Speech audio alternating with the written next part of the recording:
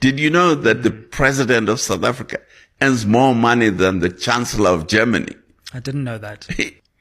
The South African civil service is the highest paid in the world as a percentage of GDP. A few years ago, the South African government invited the International Monetary Fund to come and study the salaries of the public service. And they concluded that the public service in South Africa earns 16% of GDP.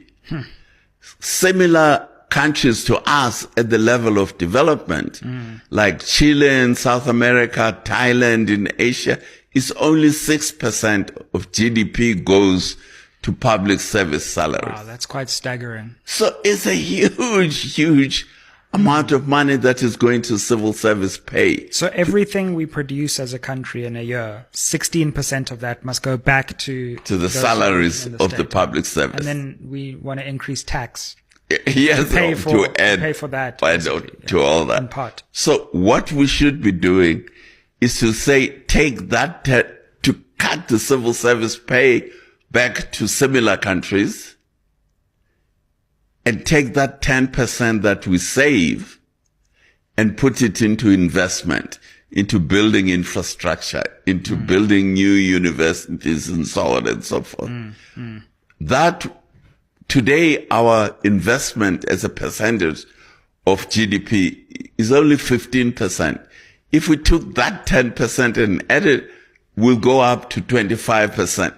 Which will put us where we were when we were building the stadiums in the beginning of 2000. Yeah, the good old days. Exactly. That's what it would do for us.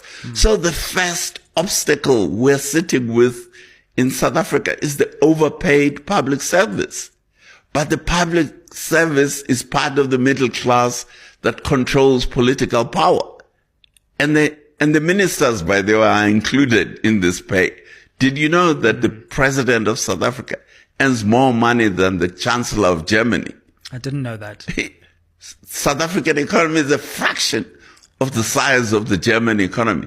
But our president earns more money than the chancellor of Germany. Not that he needs a lot more money. Yes, he has other ways of earning. But his pay. So this is an illustration of how the middle class parties are using their power to enrich themselves through taxing the rest of the economy. And that is what is driving our stagnation.